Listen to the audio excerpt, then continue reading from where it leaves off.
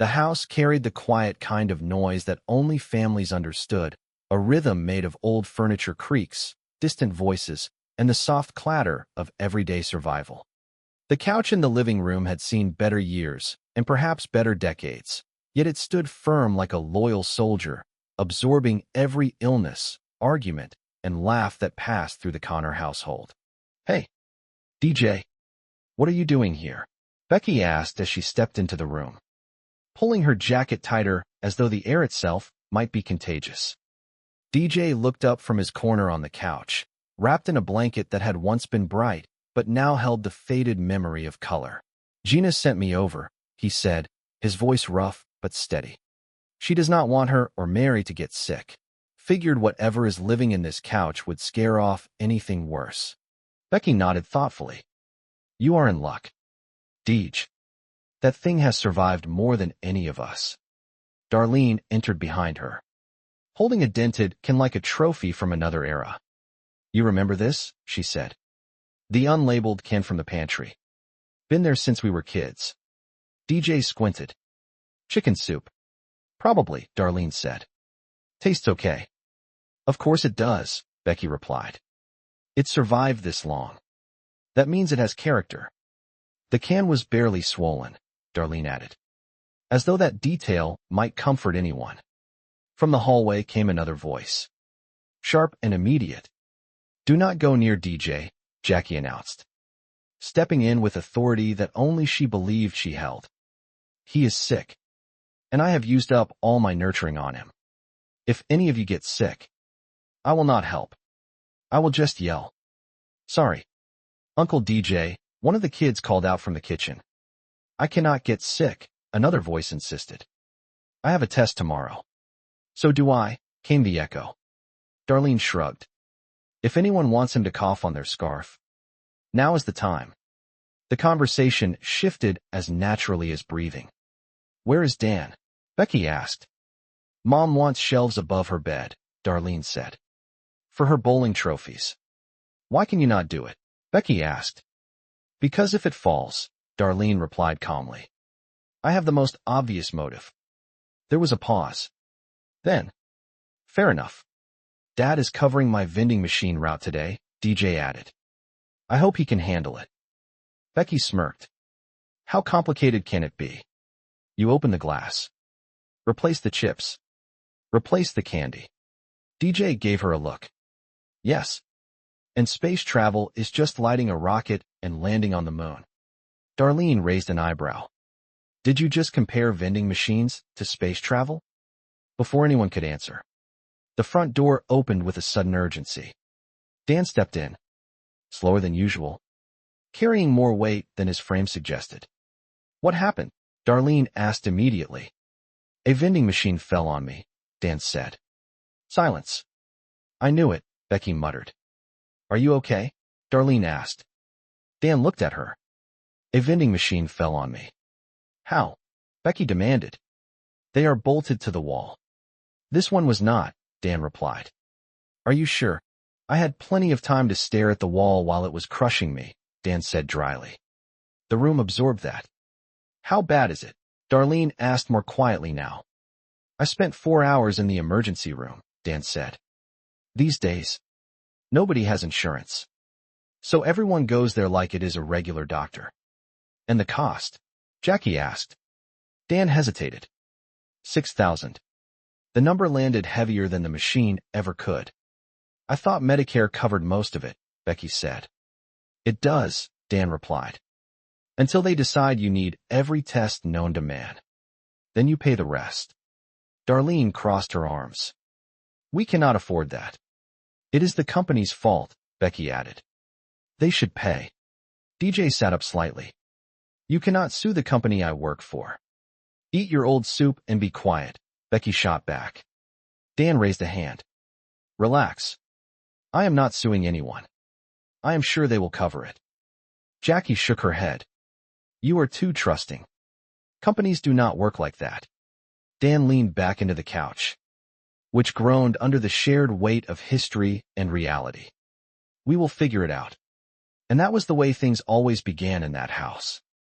With a problem. With humor. with resistance, and with a quiet, stubborn belief that somehow, in the end, they would make it through. Because that was what the Connors did. They endured. They argued. They laughed when they probably should not. They loved when it was not easy. And they moved forward. Not because life was simple, but because standing still was never an option. The days that followed unfolded like a careful balance between hope and reality. Conversations turned into plans. Plans turned into disagreements. And disagreements softened into something resembling understanding. A lawyer appeared, full of promises and polished words. For a moment, the future seemed wider, brighter, filled with possibilities that had always been just out of reach. Dreams surfaced, cautiously at first, then with growing confidence. College, art classes, a little money saved, a little pressure eased. But life, as it often did, shifted. The promises thinned. The numbers changed.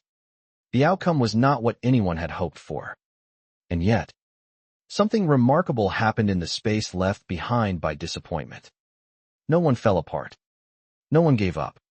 Dan stood in the middle of it all, steady as ever.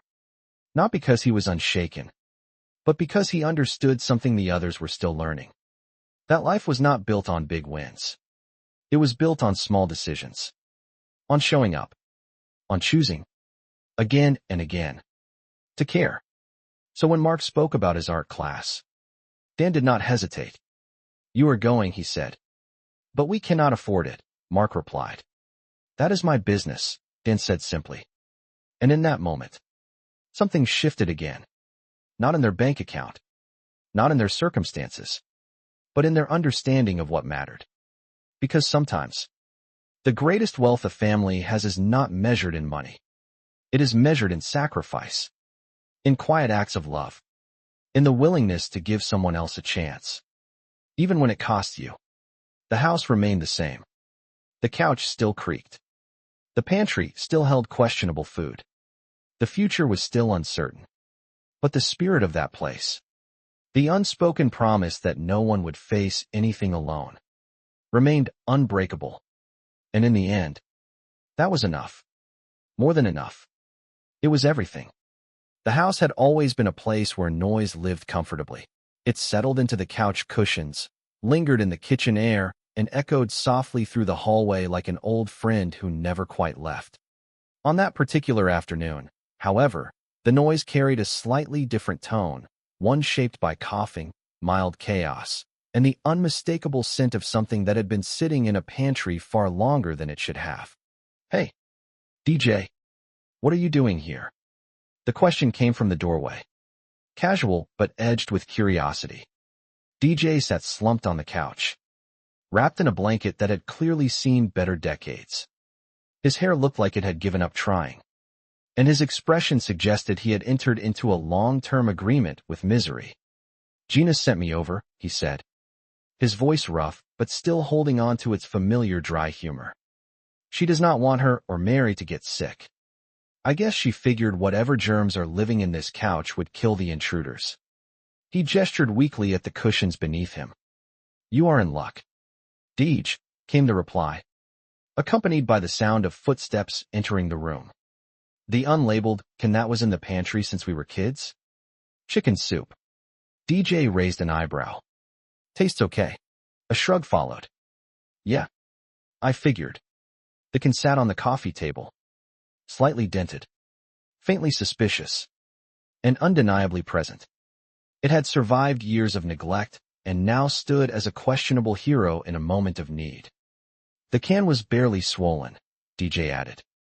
As though that detail alone should inspire confidence. A second voice entered. Brighter. Faster. Younger. "Hey.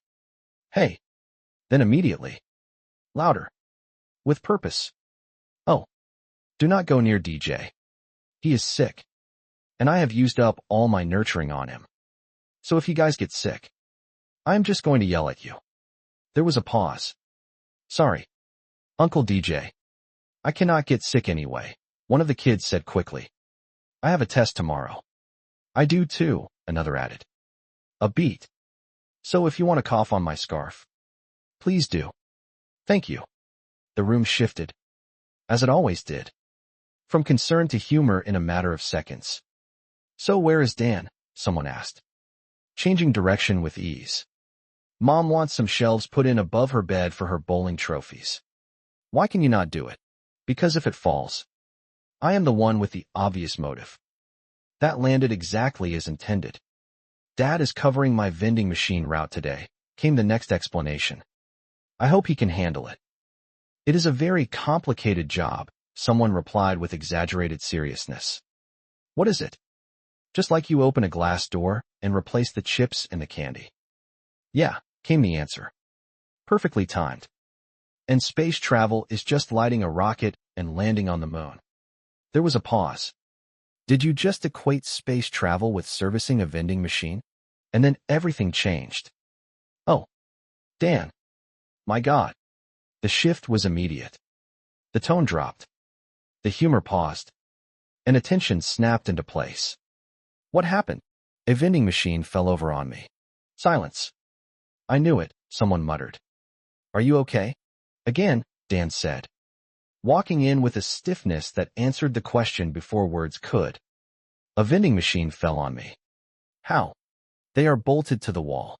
This one was not. Are you sure? Dan looked at them, unimpressed. Yeah, I am sure. I had plenty of time to stare at the wall while it was crushing me. The room held that for a moment. Well, someone asked carefully. How bad is it? I had to spend 4 hours in the emergency. He said it the way people say things that should be simple but never are. Nobody has insurance now, so they use it like a doctor office. It is a no-win situation because the emergency has to take you. But it costs a fortune. A pause. All I know is it is only $6,000. If I had my other pants on, I would have paid it right then. $6,000. I thought Medicare covered most of it. They did, Dan replied. But they made me take an MRI, a blood test, and 4. A bone guy, a brain guy. That is the co-pay. The room went quiet again. But this time it stayed that way a little longer. We cannot afford this, Darlene said. Her voice steady but tight. And it is the company fault. You know what? They better pay or we are going to have to sue. DJ stirred slightly. Wait. You cannot sue the company I work for. Eat your old soup and be quiet, she shot back. Relax, Dan said, raising a hand. I am not suing anybody. I am sure the company will cover my expenses. Oh.